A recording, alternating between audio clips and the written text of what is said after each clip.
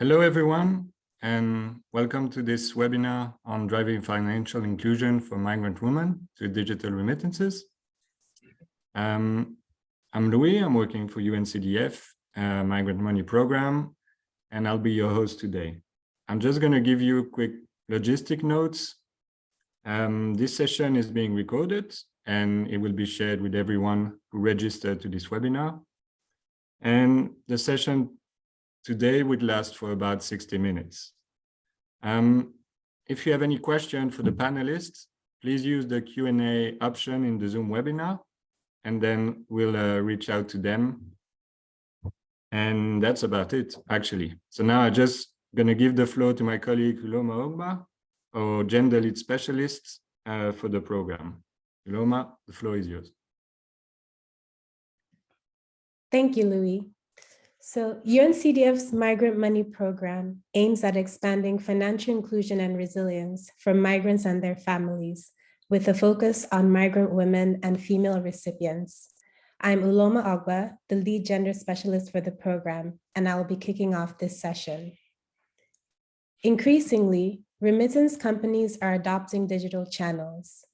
The shift from cash to digital was further accelerated during the COVID-19 pandemic, as the global lockdown imposed significant restrictions on traditional forms of remitting money.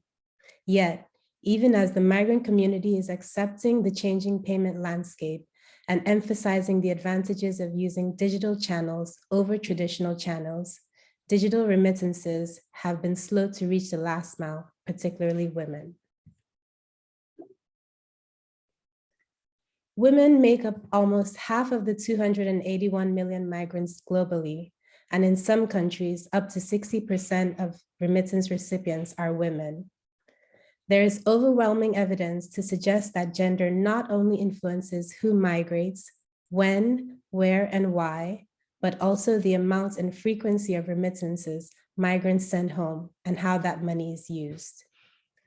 To better understand remittance customers, this year, UNCDF analyzed over 80 million transaction records for 8 million customers and conducted over 3,000 surveys and 100 interviews.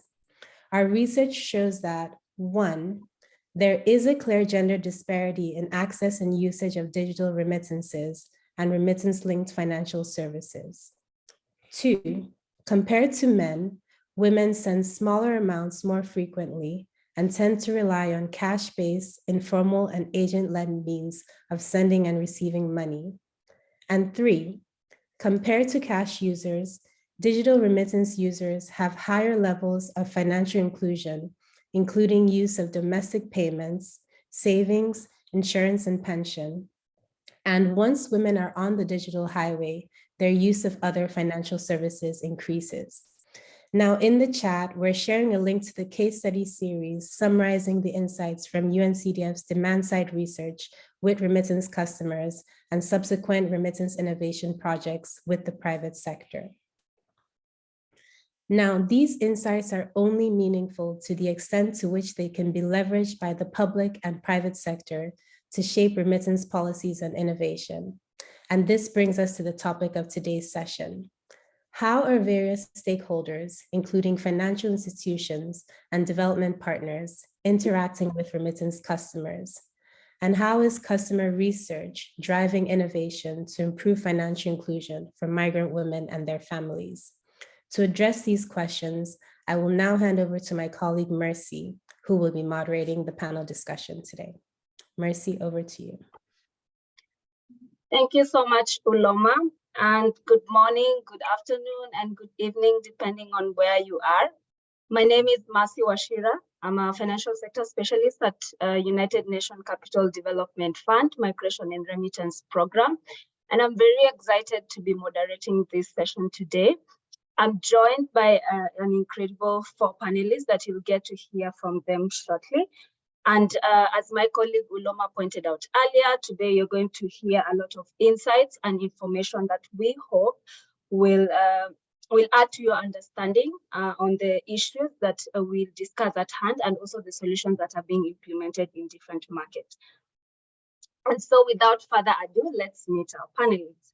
So we have Ms. Debbie Watkins. Debbie has over 20 years of experience in technology for finance, mobile-enabled product and services, and business strategy consulting. She has worked in over 35 countries, leading customer-centric market research, product development engagement, and supporting clients in technology platform needs assessment and implementation.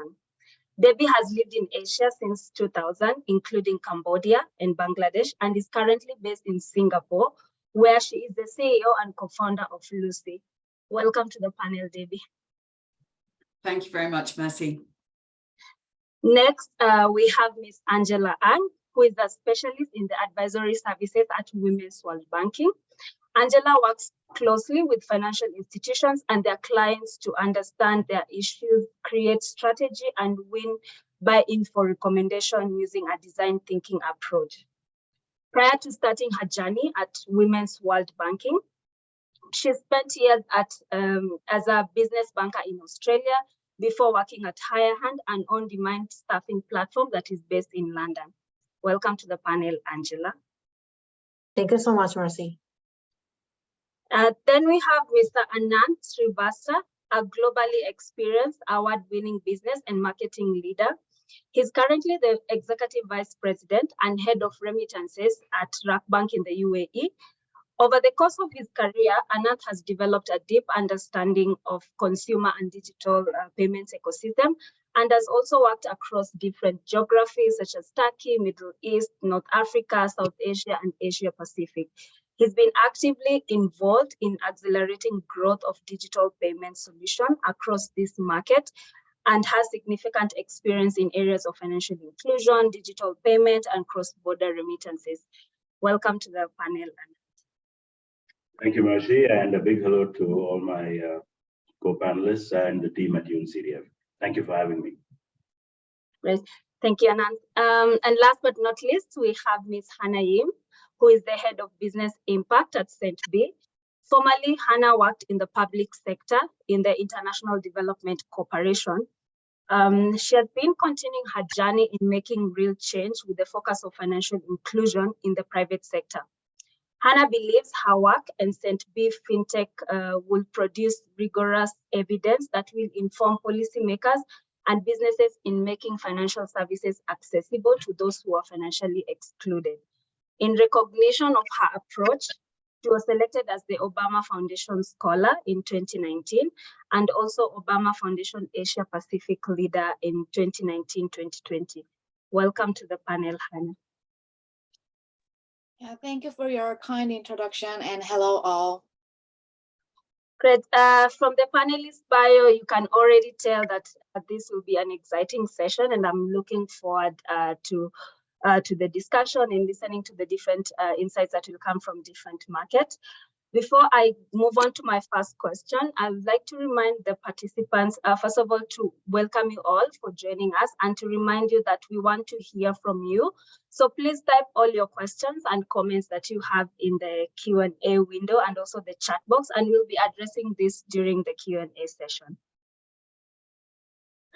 So Debbie, I want to start with you. Singapore is a major financial and fintech hub in Asia and is also ranked as the most financially inclusive economy, beating powerhouses such as the United States, Hong Kong, and Britain. And yet, from the customer research that we conducted in Singapore, we still see that foreign domestic workers are paid in cash and they still rely on non-digital channels to remit money home. So when it comes to offering foreign domestic workers reliable and affordable financial services, including remittances, could you tell us what gaps Lucy has identified in the local financial ecosystem? Yes, well, when we started with Lucy in Singapore, we looked at a number of different segments, of which you mentioned quite rightly that the foreign domestic workers were one. And yes, I mean, up to 40% of helpers are still getting paid in cash. It was quite interesting, actually, when we spoke to some helpers, we were saying, why do you get paid in cash? And they're saying, well, my boss prefers to pay me in cash. And at the other time, we're talking to the employers and they're saying, well, my helper prefers to be paid in cash. And so there was obviously a bit of a disconnect when it came to communication on that side of things. But what we did also recognize is that multiple challenges that really face foreign domestic workers, because of course, as I always like to say that, that it takes a certain kind of woman to leave their family behind and come to a strange country to look after your family. And they're not doing it for fun. They're really doing it because they have a dream, which is that they can save enough money and go home and start a small business. And what we'd seen really that because they weren't getting access to the same kind of financial services that you and I really take for granted, they were suffering much more from kind of unexpected financial shocks, but also less control in how their money was used. And so we'd recognized that remittances was a key part of this, because in many cases, women who were having to kind of take their one day off a week, if they're lucky, and some of them get less than one day off a week, to actually spend up to 3 hours traveling to send money home. So it was not just about the cost side of things, but it was also about the time and the time it took away from their rest time as well. And so we really did look at this in terms of all of the different aspects, and what we've done now with Lucy is provided a kind of quite holistic suite of services that are addressing both the cost but the convenience factor and things like saving and general financial management as well. Great. Thank you for that. I like that you mentioned something to do with cost and time, and also the issues that they are facing in terms of lack of communication. When you talk to the workers, they say the workers prefer to be paid in cash, and when you talk to the employers, it's the other way. And you've just touched a bit on how Lucy is trying to address. So could you tell us more on Lucy's business model, and also the marketing strategies that is being implemented to address the gaps that you've just highlighted? Yeah, so what we recognized was firstly about the remittance side of things, but it wasn't just about the cost, it was about time saving. And so one of the things that we have done within our app is to make the remittance, obviously as it's through an app 24/7, so it's very easy for the helper to do. We've also partnered with a company at the back end that has enabled us to do very low cost remittances as well, which does enable helpers to send money home more frequently, as was mentioned in the introduction, actually, that women do tend to send smaller amounts home more often. And a lot of the reason for this we found was also to help with cash flow management at the other end. So instead of sending one big lump sum that's supposed to last a month and doesn't really last a month, what a lot of helpers are preferring to do is to send money home weekly so that the family can actually better manage their cash flows. And we're enabling this. We've also provided all of the helpers with a fee-free account, which includes a debit MasterCard. This enables them to also buy things online in addition to sending money home. Obviously, it's a MasterCard, so you can use it anywhere. And we've been seeing some very interesting patterns with the helpers on that side of things, which is that many of them are now actually buying things on Lazada or Shopee or Amazon in their home country and getting things delivered to their family rather than sending cash, or as well as sending cash. And this, I think, is kind of a really important aspect of financial control for migrant workers, is actually enabling them to have the say in how their money is spent. So instead of just sending the cash back for X and it gets spent on Y, which happens a lot, is that they can say, no, actually, you know what, I'll pay for it. And that way it's kind of, they're having much more control over how their money is spent. The other thing that we have done as well is within our app is to enable what we call named savings pockets with goals. So this, we recognized that helpers didn't actually have the ability, even with the banks in Singapore, to open savings accounts. And so we've enabled this as well, that people can actually create different savings pockets and name them with what they're saving towards and set goals aside for them. The final thing that we did was, of course, recognize that English is a second language for all of the helpers. And so we've enabled Filipino, Tagalog, Bahasa Indonesia, and Burmese all within our app, so that people can actually interact with our app in the language that's familiar to them. On the marketing side of things, it has been kind of quite interesting, given that helpers don't get very much time off. We found very early on that Facebook ads didn't really do the job, because first of all, they're getting things coming up saying, click here and sign up and send us your money. And at the same time, they're getting people saying, don't click on links, it's all a scam.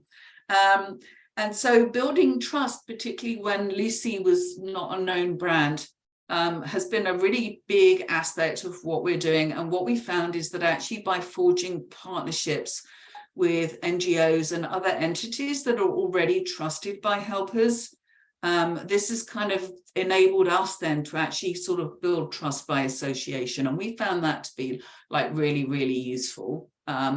We've also had a couple of influencers who have just independently posted, who've got big local followings as well. And again, I think it's that kind of trust by association, and rather than us saying how great we are, other people saying how great we are, which has really been key to the success as well.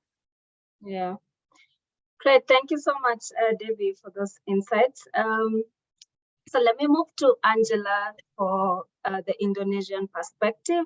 So Angela, we see access and usage of digital payments, including digital wages, being unevenly distributed in Indonesian market. And from the partnership between Women's World Banking and Dana, which is one of Indonesia's e-wallet providers, you've partnered with Dana to develop a digital remittance solution for domestic workers. So could you tell us what role has this partnership and the resulting innovation played in driving financial inclusion for domestic migrant women in Indonesia? Okay, thank you so much for the question, Mercy. So the partnership with Dana has enabled us to develop completely digital solution that helps female domestic workers send money back home. As a context, Dana is the third largest digital wallet in Indonesia. Now, as part of this 12-month project, we did a qualitative research that provided us with an insight to the barriers that these women have, which then help us design a solution package to lower those barriers. So there are 3 barriers that I want to share with you today. Now, the first one is a fear of making a mistake. Second one is the lack of trust in e-money and digital wallet, very similar to what Debbie has mentioned before. The third one is the fact that they are so used to certain ways of sending money. For example, they will give cash to their friend who happen to go home. Now, let me go back to the first barrier, that fear of making a mistake. An example of this is fear of inputting the wrong account number, or fear of inputting the wrong amount, for instance, or just the process itself. To lower this barrier, as part of the solution package, we actually developed a learn by doing tutorials. So this tutorial, they're visual, step-by-step guides to help these women learn how to conduct transactions in digital wallet and give them the confidence that they will do so with no mistakes or eliminate uncertainties in how to send money using this new way. Second barrier is that lack of trust in e-money and digital wallet. This stems from inexperience because this is a new way for them to send money. So as part of the solution component, there are 2 things. The first one, that trust by proxy that Debbie mentions. So as part of this research, we actually identified that the employer is one of the trusted figure. So they are the person that often these women would go to if they need any help, and often they are the figure that will ask for help to send money back home before they knew this new way, of course. So the first 2 months of the pilot, we actually engaged the employer to be a touch point for sign up and also for training. Second part of the solution component is actually the messages and communications that target these workers specifically.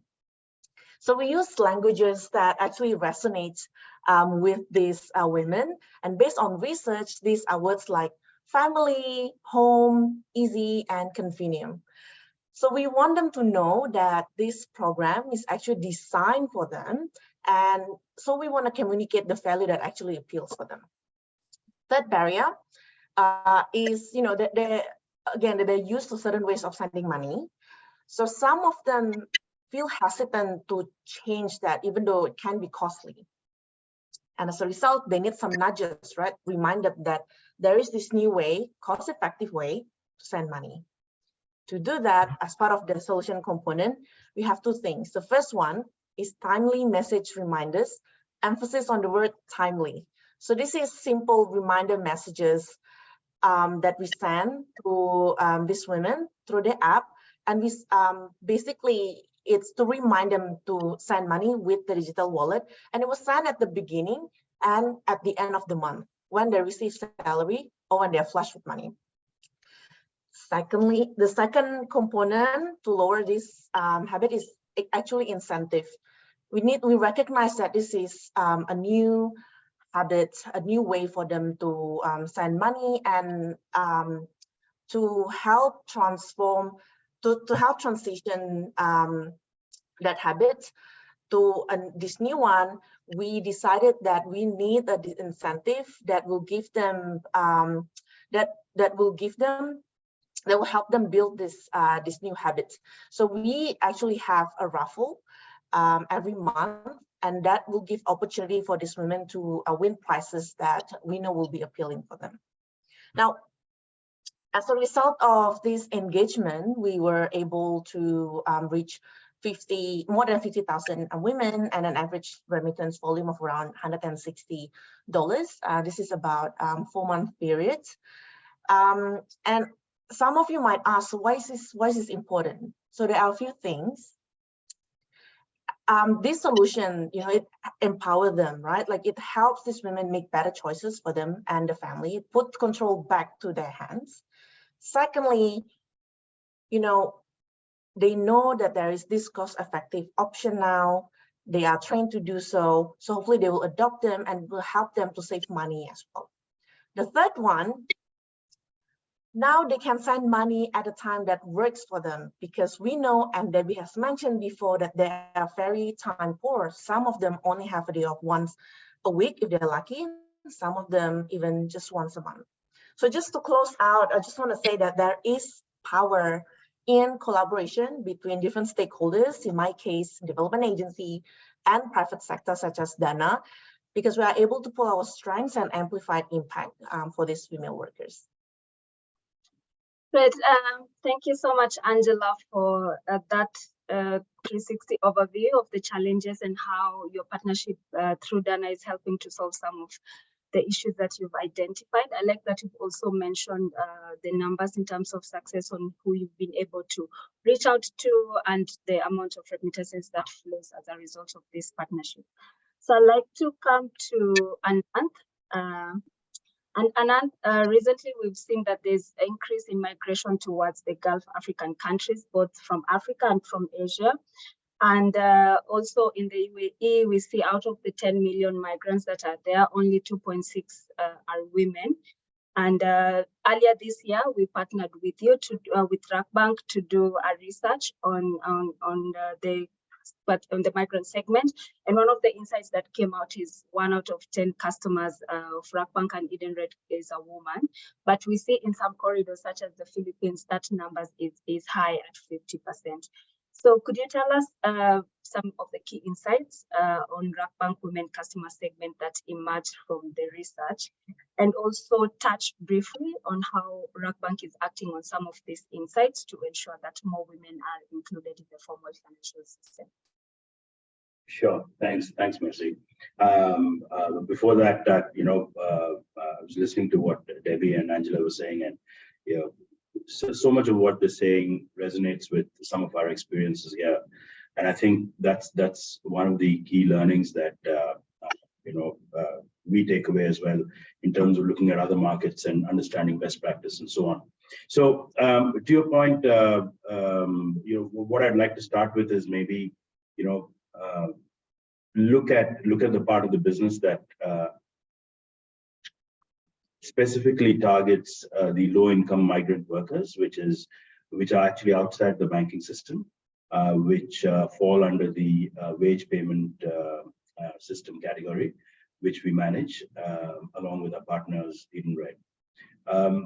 And just to take a step back around the demographics of the UAE, I think this is a fairly young country, relatively speaking, and much of the development that happened over the last couple of decades were focused on really areas like infrastructure and construction and engineering and so on and so forth, which again, this is a hypothesis, is probably determined the demographics of workers that were required to fulfill those activities, right?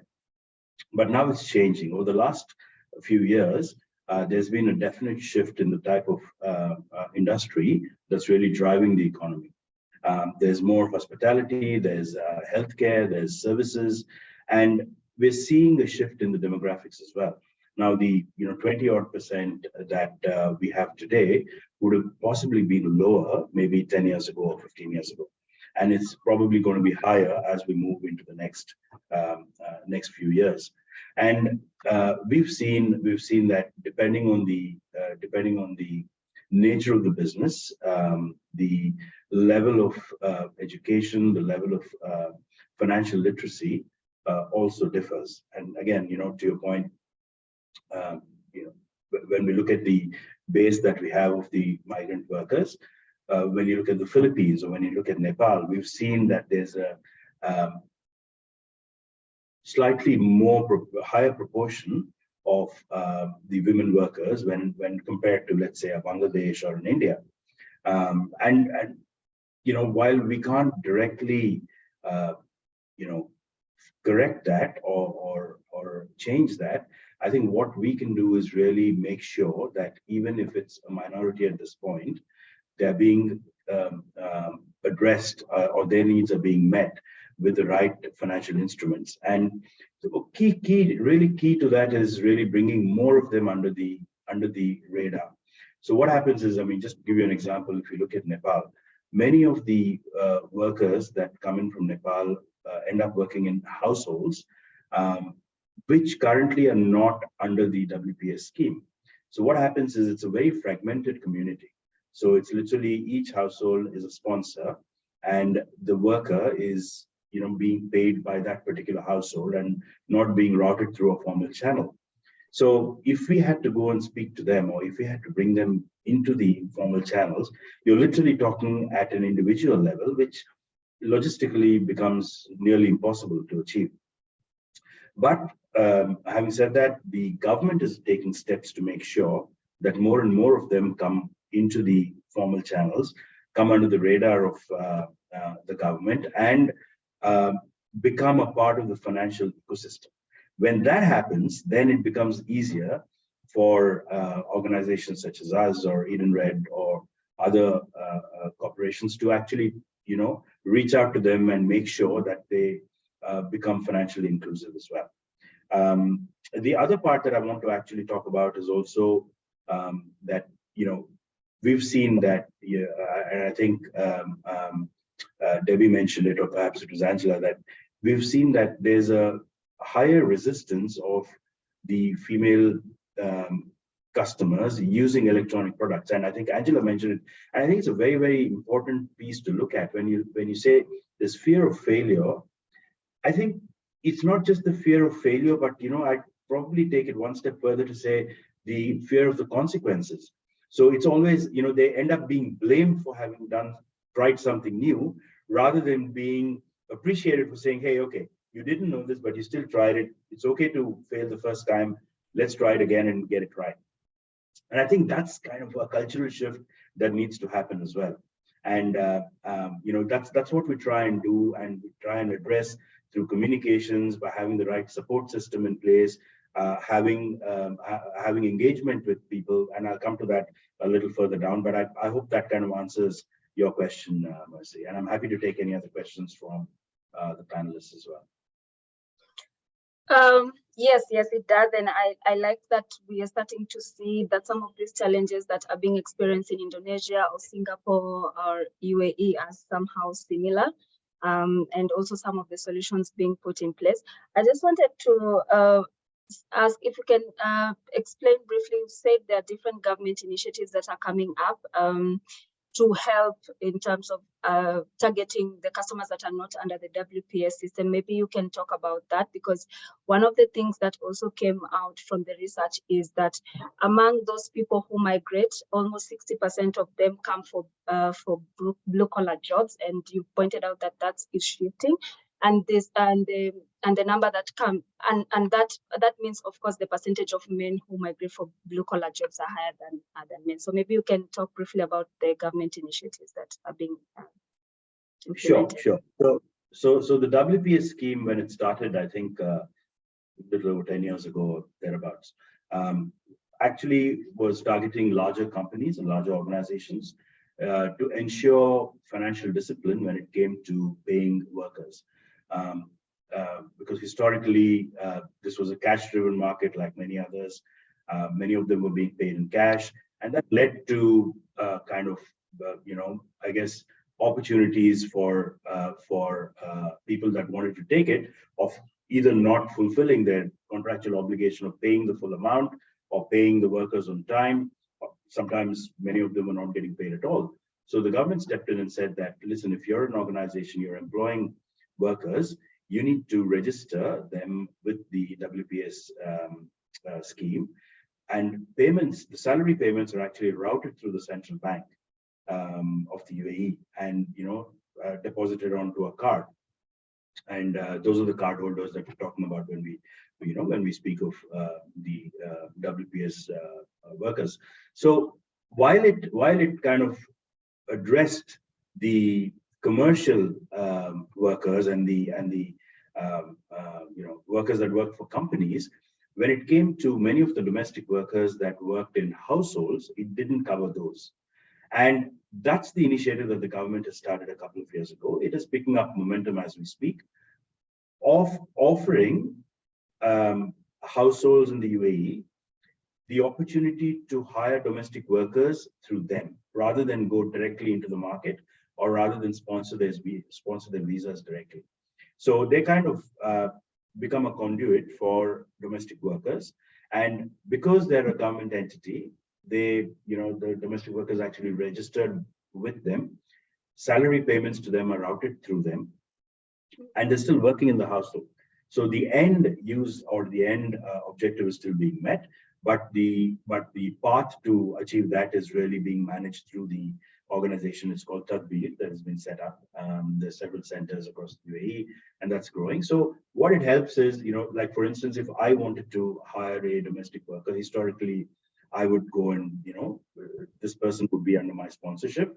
But moving forward, what would happen is I would go to Tadbir and say, listen, I want to hire a domestic worker or a driver, or whoever it is, in my house for my requirements. And then Tadbir would kind of issue the visa to that person. I would route my payments to that person through Tadbir. And it's all, there's an electronic footprint. Otherwise, what happens is it's directly between me and the worker. And again, while it doesn't exist so much today, but historically, there have been instances where they've been ill-treated, or they've not been paid on time, and so on and so forth. So they're kind of managing that whole thing away. So to make sure that everybody comes under the financial system, and it becomes easier for them to offer additional products and services as well, which historically has never been available to them. Great. Thank you, Anand, for those insights. Let me just come to you, Hannah. Thank you for waiting. So according to the analysis that we conducted of 1.5 million customer record, we see that the volume of remittances has increased between men and women since 2016.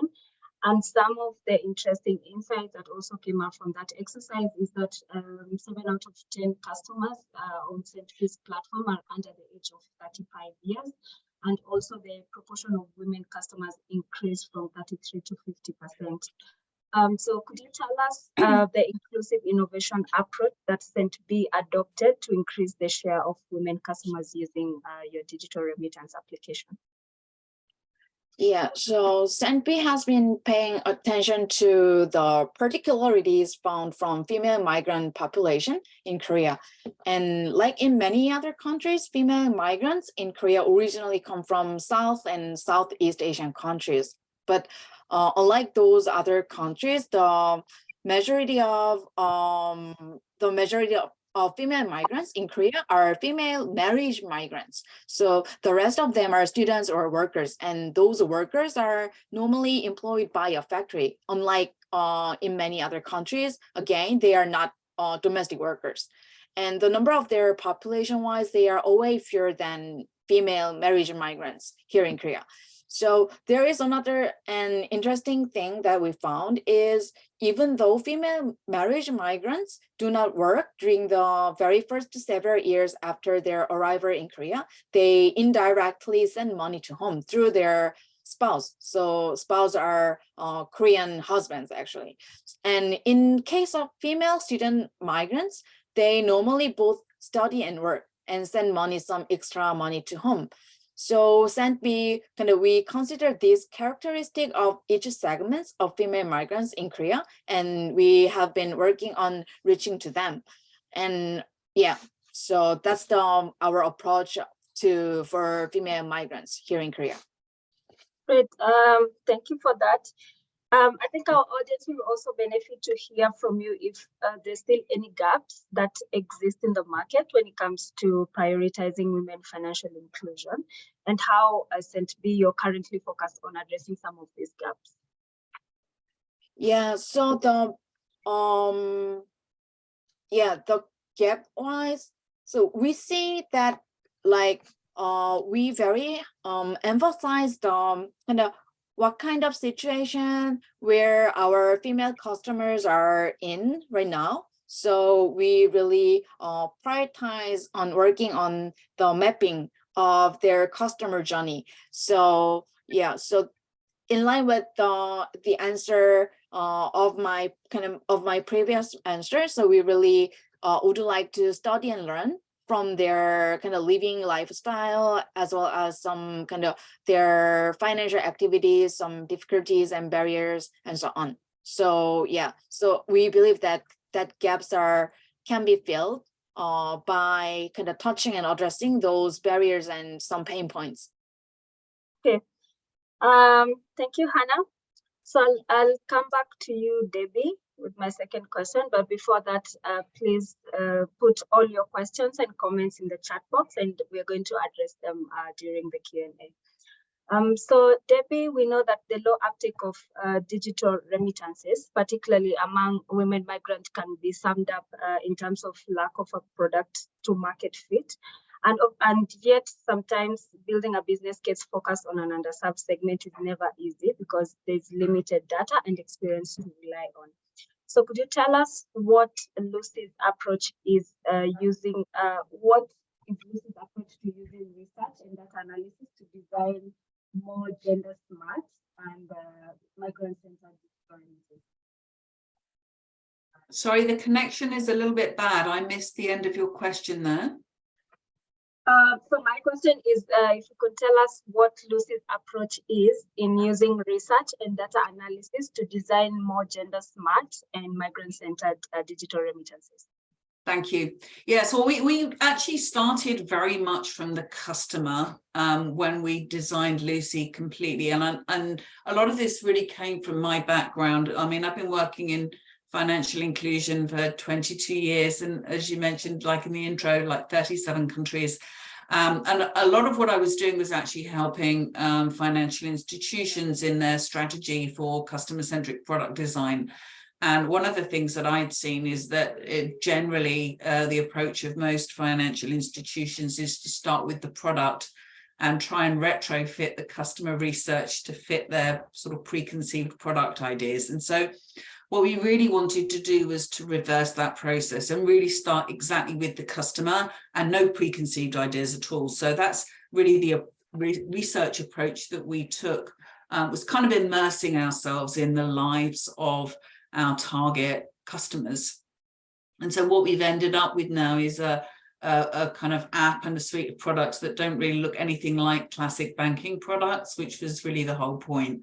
But we did recognize, I think, going back a bit to what Angela was saying as well, this kind of fear of doing it wrong was a big aspect. And so we focused a lot, not just on the products, but on the UI and the user experience as well, to make sure that for all of our customers, the flow was very intuitive, the language was very friendly. A number of people actually said to us that when they're using the app, they feel a bit like Lucy's their big sister. And that's really how we wanted it to feel, right? Like not like a bank, that they felt welcome. Everybody felt welcome, and it was kind of easy to work out how to do things. We also made a WhatsApp support available from our website so that it was really easy for people just to click on the button on the website and WhatsApp chat directly with our customer support people, because again, we recognized that that kind of style of interaction was what people were really comfortable with. It felt much less intimidating and much less formal. And so, yeah, that's really been our approach from the very beginning, is to actually start with no preconceived ideas at all, and to really understand the lives and the pain points of our customers. Good. Thank you for that. I like that you mentioned that you started by putting the customer in the center and designing a product that works for them. So Angela, I'll come to you. Indonesia has the second largest migrant population in Asia. And in fact, 70% of the 4.5 million international migrant workers in Indonesia are women. So, and most of these women, we see they're employed in the service sector, and they rely heavily on informal channels to send remittances. So could you tell us, based on women's world banking experience with Dana, what opportunities still exist for the development partners and also for the private sector players in Indonesia to bring more women into the formal financial system? Okay, so the opportunities are, I would say, born as response to the challenges. So let me share that with you. The first challenge is we found that it can be relatively hard to reach the domestic workers quite effectively. When I say domestic workers, just want to clarify that this is women who might move from rural area to the urban areas. I just want to clarify that because I think in the beginning you mentioned also about the international migrant workers. In this context, I'm talking about the domestic workers. So yes, the first challenge for domestic workers, we find that it can be quite hard to reach them effectively. Now, some of you might think that the employment agency might be a good way to reach them, but we found that they are quite fragmented and they're not particularly organized because it is quite a relatively informal sector.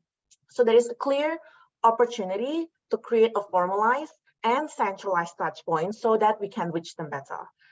Second challenge is that now, even though this is a fully digital solution that we did in the pilot, fact and the matter is, a lot of these domestic workers, some of them, they don't feel quite comfortable with the technology part of it.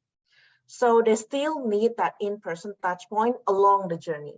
Now, this is where, again, back to my first point, this is where having that formalized and centralized platform to reach these women, it's quite important, because then they can play a role in increasing their digital financial capabilities. The last one is product design. I have to say this because I'm one of the strategic designers. So when we design, we have to design with these women at the center of this. So pretty much echo what Debbie just mentioned.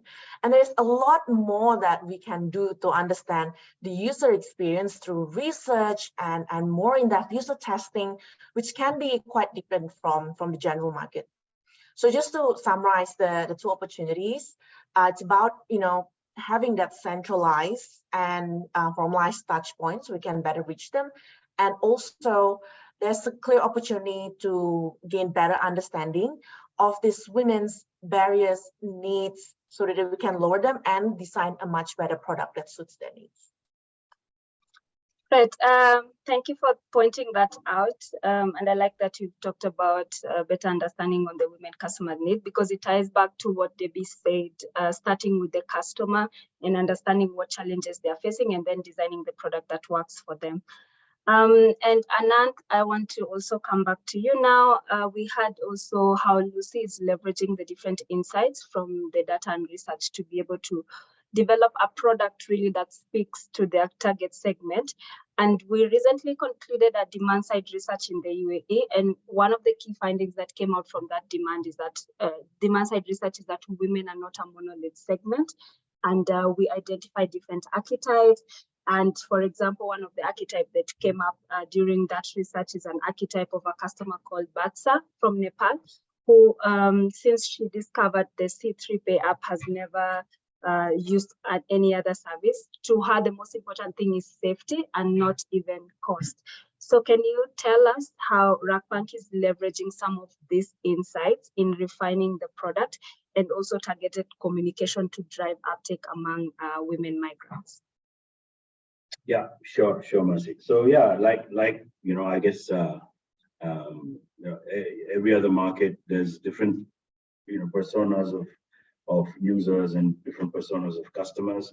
So we found actually we zeroed in on 3 where for one, and I think there's no hard lines between the 3.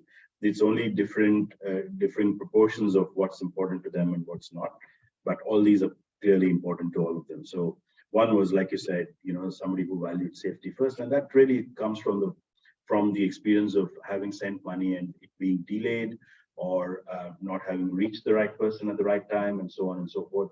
So, and as with every new innovation and with every new, I'd say, medium, there's always resistance to change, right? So if you're used to going to the corner exchange company, speaking to somebody from your part of the world who speaks your language, who probably knows your culture, handing over cash, kind of, maybe haggling a little bit on the exchange rate, and going through that whole process and maybe meeting 3 or 4 of your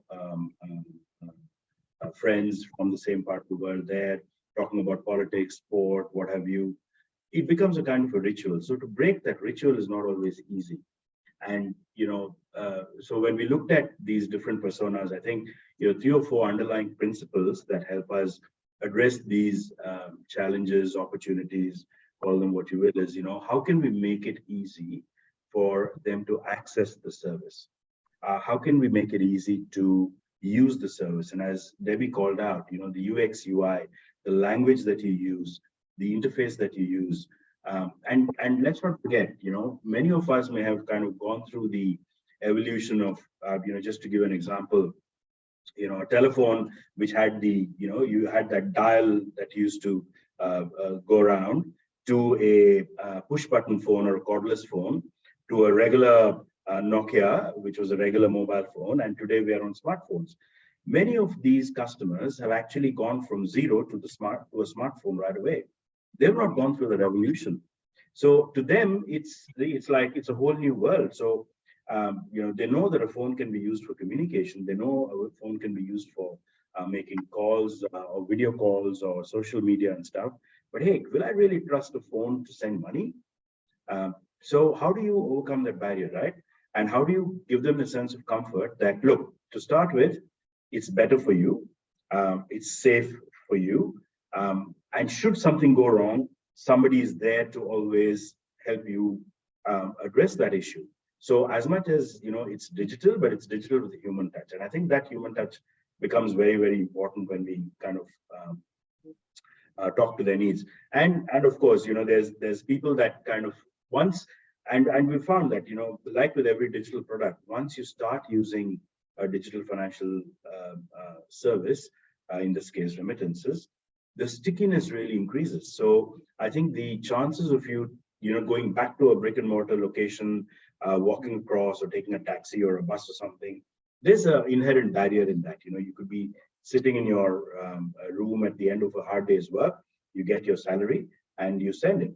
And I think the key things to keep in mind is, the trust that you've built with them of saying, listen, it's safe, it's reliable, it's cost effective, that shouldn't be broken, because again, you can't take the customer for granted. And here, if, for instance, what happens when they go to a regular exchange company is that, they go to one, they find the rate, they go to another one, they find the rate, they go to the third one, they find the rate. Today you have Google. They all have Google. They all have access to social media. So for them to have access to the rates is very easy. So it's not a one and done kind of thing, but it's a ongoing relationship of trust that you need to build with the customer. And the more they use it, I think the more comfortable they become. And we've actually had customers turn ambassadors on their own accord, without any push from our side. They've started telling other people within their community, saying, listen, what's wrong with you? Why do you want to still use conventional ways of sending money? You can use this app and it's easy. And that's the level of trust that we've begun to build with these different types of sets of customers. And of course, there's a set of customers where saving is important to them. So many of them store value on their mobile phone, because historically what used to happen is you would withdraw cash from an ATM and then you're stuck with the cash. Either you send all of it or you hold on to the rest of it, because it's cash. Anybody, it could get lost, it could get stolen, it could get misused very easily. Whereas here you're storing it on the phone and only you have access to it. I think there are people that value that as a functionality, and so on and so forth. So I think, again, research, again, one can't stress the importance of research, but I think research needs to be done in the right manner, get the right insights and actionable insights that can help you design a product, and design a product in a way that appeals to not niche segments, but really as many as possible, with the right level of communication and so on. And with these segments, like you said, we've had support that we've put together through our call centers, through WhatsApp support. There are ladies on the other end of the line that the customer can reach and address any queries that might come up during that journey of adopting a new method or a new way of sending money. And I think we like to hold hands through that journey. So that's what we kind of try and do. Great. Thank you so much, Anand, for that in-depth and the appreciation of how research should be done in an actionable manner so that it can feed into the product design and also the communication. So Hannah, I want to come to you briefly before we move to the Q&A. Earlier, we've noted that there was a shift in the SendB customer profile from 33% to 50%. And we know SendB is being a fully digital platform. So how does SendB sustain engagement with its target customers, particularly women, beyond a commercial transaction? Yeah, so SendB is a fintech service, and so its service is digital. But to reach potential female migrant customers, SendB has been making efforts online as well as offline. We found female migrants in Korea are mostly students rather than workers, but student visa status here in Korea allows them to make money. So with this, we try to find out how to meet those students coming from our major receiving countries, mostly in South and Southeast Asian countries. And we do have also marketers having the nationality of those countries. And many decision-making level autonomy is given to them in carrying out any marketing activities. And in case some of countries, female students are very active in Facebook communities here in Korea. In this case, our marketers suggested Facebook online advertisement to reach them. And it seems very effective. And in some other cases, female students are more likely to exchange living tips at offline religion or culture-related occasions. In such cases, our marketing is more oriented to offline promotion-like activities. So in this sense, I would say SendBiz's inclusive approach to increase the share of migrant women customers are very much tailored by touching more sub-level segments of these groups of characteristics. Great. Yeah. Yeah, thank you so much for that, Hannah. So since we have 5 minutes left, we'll take one question and ask it to all the panelists. So one of the questions that has been asked is, what is the business case for the private sector to focus on low-paid migrant women, and why are you focusing on it? So I would like to start with Debbie. Maybe you can take 1 minute to answer, then we move to Anand, then Angela and Han. Just yes. talk about Well, the first answer, I guess, is because it's the right thing to do. I think is one key aspect, but certainly from our point of view, Lucy, as a company, our focus is very much on entrepreneurial women, and in empowering women to start and grow their own businesses. And so we see foreign domestic workers as very much falling within that category, because as I mentioned earlier, you know, the reason that they've come to Singapore in the first place is to save enough money and go home and start a small business. So they very much fall within the category of being entrepreneurial there. And so from our point of view, we have a number of revenue streams that make a sort of decent business case for us, but we're also actually kind of looking at where they go afterwards and how they grow going forward, so that we can actually empower them to get their business off the ground. Which has a kind of impact, of course, in their home country of building the economy, as well as actually enabling them to grow and become a long-term customer for Lucy. Great. Thank you, Debbie. I like that you said it's the right thing to do. Anant, I'll come to you. So what's the business case, and why are you focusing on low-paid women migrants? Yeah, I think it's a great question, and I think you know, Debbie pretty much kind of said what I would have said as well. Because look, I think financial inclusion as an initiative is something that we certainly believe in. We believe overall it helps growth, it helps the economy, it helps you know, when people grow, when people learn better ways of accessing financial services. I think it benefits everybody. It doesn't just benefit the organization, it benefits everybody. So I think there's definitely that as a purpose. But equally, you know, when you know, there was an interesting book that was written several years ago, which spoke of the fortune at the bottom of the pyramid.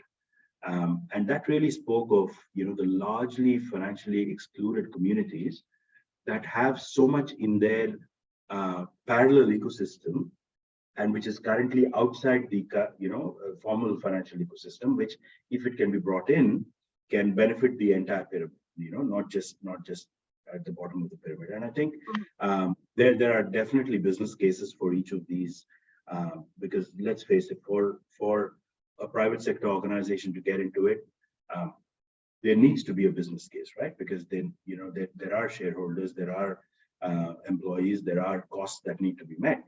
And if that can be met while fulfilling the greater purpose of ensuring financial literacy and financial inclusion for the excluded communities, and I think that's a win-win for both the communities as well as for the business. Great, thank you, Anand. Angela, I'll move to you because of time. You have. So I'll try to keep it brief. I would like to tackle this answer in a more technical perspective. So when we develop a solution, we bear in mind two stakeholders. So the first one is women, very women-centric design. Second one is our implementation partner. We want to develop a solution that is commercially viable for our partners. So what we have used as a measurement of that is what we call a customer lifetime value, which is essentially what is the estimated profit from engaging, in this case, domestic workers, when they engage with the certain platform or Dana over their lifetime. Now we found that during this analysis, there's an increase of around 75%, and I'm comparing this before the intervention and after the interventions. And I think I saw in the chat, you're asking about some of the levers. There are a couple of factors that drive the increase in this profit or CLP. First, clearly, it's the increase in the remittance volume and the frequency of such remittance being committed by these female workers. Secondly, of course, we have to talk about stickiness, cross-sell to other use cases.